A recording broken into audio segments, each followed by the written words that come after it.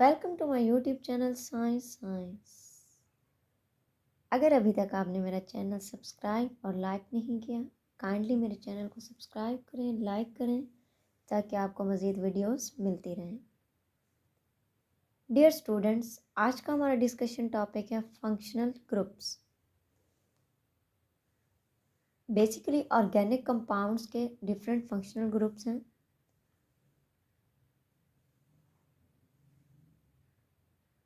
Organic compounds basically वसी range में मौजूद हैं, तो उनकी क्लासिफिकेशन की गई और उन क्लासिफिकेशन में सिमिलर प्रॉपर्टीज़ के तमाम ऑर्गेनिक कंपाउंड्स को एक ही ग्रुप्स में रखा गया और इन्हीं ऑर्गेनिक कंपाउंड्स की पहचान के लिए उनके फंक्शनल ग्रुप्स बनाए गए।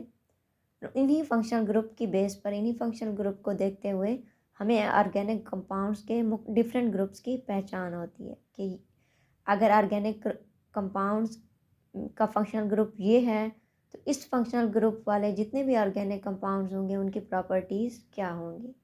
इस तरह से तमाम ऑर्गेनिक कंपाउंड्स को क्लासिफाइड किया गया। डिफाइन करते हैं कि फंक्शनल ग्रुप्स क्या होते हैं। एन एटम और ग्रुप ऑफ एटम और प्रेजेंस ऑफ डबल और ट्रिपल बॉन्ड। कोई भी एटम हो सकता है या ग्रुप ऑफ एटम हो सकता है, कोई सिंगल बॉन्ड हो सकता है या डबल बॉन्ड हो सकता है, which determines the characteristics properties of an organic compounds. ये तमाम एटम्स या groups of atoms, double bond या ट्रिपल बॉन्ड, ये क्या करते हैं, किसी भी ऑर्गेनिक कंपाउंड्स की खसूसियात बताते हैं, उनकी प्रॉपर्टीज़ बताते हैं कि लाइक सिंगल बॉन्ड वाले वो तमाम ऑर्गेनिक कंपाउंड्स जिनके अंदर सिंगल बॉन्ड होता है, दे आर कॉल्ड अल्केन्स। इसी तरह डबल बॉन्ड वाले ऑर्गेनिक कंपाउंड्स अल्कीन्स, एंड इसी तरह ट्रिपल बॉन्ड वाले ऑर्गेनिक कंपाउंड्स को अल्काइंस का नाम दिया जाता है। तो ये डबल बॉन्ड की बेस पर है कि हम इन ऑर्गेनिक कंपाउंड्स की पहचान कर सकते हैं। तो इसी तरह फंक्शनल ग्रुप्स भी होते हैं। फंक्शनल ग्रुप के अलावा जो बाकी रिमेनिंग पार्ट होता है किसी भी मालिक्यूल का, वो उस मालिक्यूल की हमें फिजिकल प्रॉपर्टीज़ बताता है। फंक्शनल ग्रुप तो हमें केमिकल प्रॉपर्टीज़ बताएगा कि ये कौन से ऑर्गेनिक कंपाउंड्स हैं, इनकी क्या क्या केमिकल प्रॉपर्टीज़ हैं। बाकी जो हिस्सा होगा मालिक्यूल का वो हमें उसी मालिक्यूल की फिजिकल प्रॉपर्टीज़ बताएगा, लाइक इस कंपाउंड की मेल्टिंग पॉइंट क्या है, बॉइलिंग पॉइंट क्या है और इनकी डेंसिटी क्या है। Examples like OH is the functional group of alcohols। Alcohol family में जितने भी ऑर्गेनिक कंपाउंड्स आते हैं उनका फंक्शनल ग्रुप क्या होगा, OH। या हम कह सकते हैं वो तमाम ऑर्गेनिक कंपाउंड्स जिनमें OH फंक्शनल ग्रुप के तौर पर मौजूद होता है, they are known as alcohols. Same wise अगर वो ऑर्गेनिक कंपाउंड्स जिनके अंदर COOH as a functional group मौजूद है, अब ये ग्रुप ऑफ एटम्स है, ये एज अ फंक्शनल ग्रुप जिन ऑर्गेनिक कंपाउंड्स में होगा they are called carboxylic acids. इसी तरह से क्लासिफाई किया गया ऑर्गेनिक कंपाउंड्स को। Functional groups containing carbon, hydrogen and oxygen, कि वो तमाम फंक्शनल ग्रुप जिनके अंदर कार्बन, हाइड्रोजन और ऑक्सीजन मौजूद होता है, ये कौन से ऑर्गेनिक कंपाउंड्स में पाए जाते हैं। Organic compounds containing carbon, hydrogen and oxygen as functional groups, वो तमाम ऑर्गेनिक कंपाउंड्स जिनके अंदर फंक्शनल ग्रुप में कौन कौन से एटम्स मौजूद हो सकते हैं, कार्बन, हाइड्रोजन एंड ऑक्सीजन। वो ऑर्गेनिक कंपाउंड्स कौन से हो सकते हैं, alcohols, ethers, aldehydes, ketones, carboxylic acid, esters. इन तमाम ऑर्गेनिक कंपाउंड्स के जो फंक्शनल ग्रुप्स होंगे, ये भी एक हमारे लिए आसानी पैदा की गई कि इन फैमिलीज से जितने भी ऑर्गेनिक कंपाउंड्स बिलोंग करते हैं उन ऑर्गेनिक कंपाउंड्स के जो फंक्शनल ग्रुप्स होंगे वो सिर्फ 3 एटम्स पर मुश्तमिल होंगे, कार्बन, हाइड्रोजन एंड ऑक्सीजन, जिनमें आज हम डिस्कस करेंगे अल्कोहल्स एंड ईथर्स।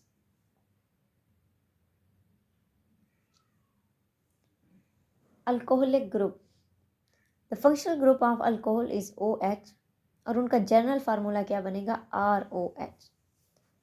क्वेश्चन ये आता है कि यहाँ पर R क्या है। R is called alkyl radical. जब किसी भी अल्केन से, अल्केन ऑर्गेनिक कंपाउंड्स के अल्केन फैमिली के किसी भी मेंबर से जब, या हम कह सकते हैं कि किसी भी ऑर्गेनिक कंपाउंड से जब एक हाइड्रोजन रिमूव किया जाता है तो वो अल्काइल में कन्वर्ट हो जाता है, अल्केन से अल्काइल में कन्वर्ट हो जाता है और उसको हम क्या कहते हैं, अल्काइल रेडिकल का नाम देते हैं।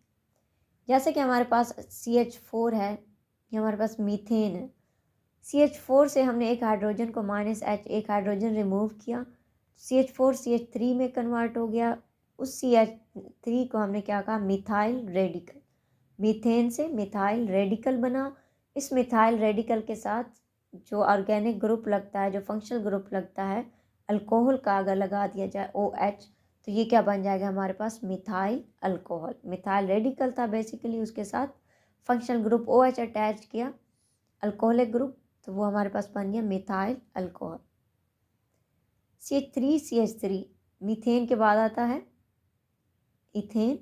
इथेन में से जब 1 हाइड्रोजन रिमूव किया तो वो हमारे पास इथाइल में कन्वर्ट हो गया, CH3CH2। इथाइल के साथ जब अल्कोहलिक ग्रुप अटैच हुआ तो वो किस में तब्दील हो गया, इथाइल अल्कोहल में तब्दील हो गया। बेसिकली जब कोई भी अल्केन रेडिकल में कन्वर्ट होता है तो वो बॉन्ड बनाने की कैपेसिटी रखता है, क्योंकि उसमें से एक हाइड्रोजन रिमूव हो चुका है, तो वो नेक्स्ट किसी भी नए एटम के साथ बॉन्ड बना सकता है। प्रोपेन को अगर हम देखें और इससे हम एक हाइड्रोजन रिमूव किया जाए जब, तो वो किस में कन्वर्ट हो जाता है, प्रोपाइल में कन्वर्ट हो जाता है। CH3 CH2 CH3, इसमें से हमने -H रिमूव किया, CH3 CH2 एंड देन इसके साथ OH, यहाँ पर एक और CH2 आएगा और उसके साथ हमने OH अल्कोहल ग्रुप अटैच किया, तो वो किस में कन्वर्ट हो गया, N propyl alcohol.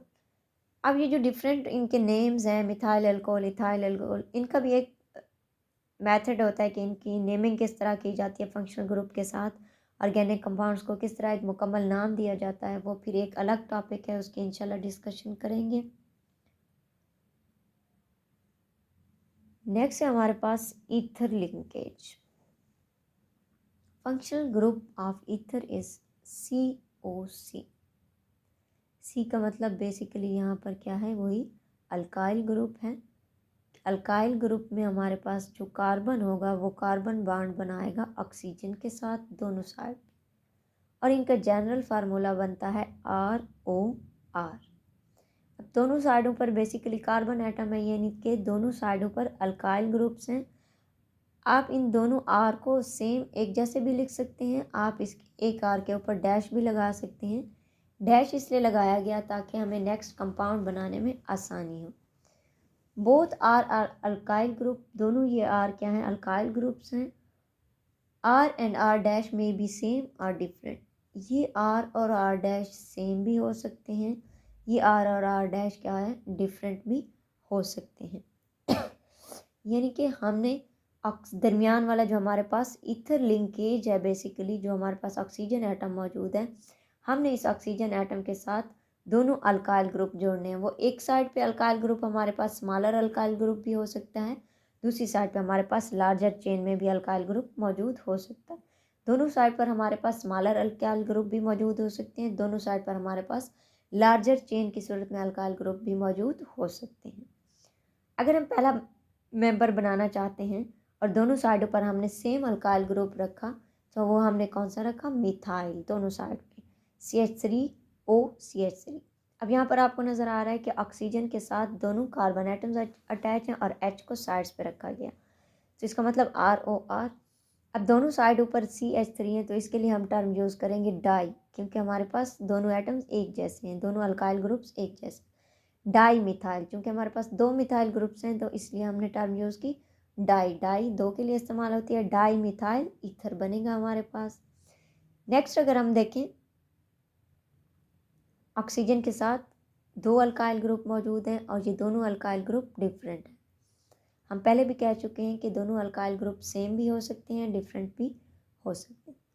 One side पे हमने अटैच किया मिथाइल ग्रुप अगेन से, और सेकंड पे हमने किया इथाइल ग्रुप। इसको हम लोग इथाइल को हम खोल के भी लिख सकते हैं, CH2 CH3 की सूरत में भी लिख सकते हैं, या हम इसी तरह फार्मूले की सूरत में भी लिख सकते हैं। ओपन चेन की सूरत में लिखें आप लोग, कंडेंस की सूरत में लिखें, इट्स अप टू यू। तो ये हमारे पास क्या बनता है, इथाइल मिथाइल ईथर। अब यहाँ पर एक क्वेश्चन आता है कि इथाइल मिथाइल ईथर, हमने इसको नाम दिया, हम इसको नाम मिथाइल इथाइल ईथर भी तो दे सकते हैं ना, क्योंकि हमारे पास राइट साइड पे सबसे पहले मिथाइल है, देन ऑक्सीजन है, देन हमारे पास इथाइल है। तो इनका जो नेमिंग पैटर्न है, इनको नाम देने का जो तरीका है, वो एक अलग टॉपिक है, इंशाल्लाह उसको भी डिस्कस किया जाएगा। Thank you.